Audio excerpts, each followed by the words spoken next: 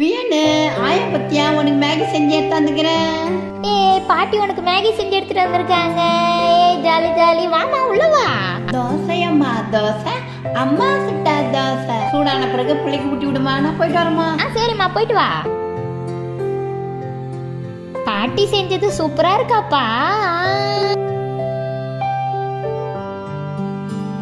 ஆசையா பேரனுக்கு பணியாரம் செஞ்சு எடுத்தாந்துக்கிறோம், சாப்பிடணும்னு தெரியல. அப்ப செல்லம் டேய் வேணு, இது எதுக்கு இத்தனை மணிக்கு இங்க வருது? பிள்ளைக்கு என்னமா கொடுக்குற?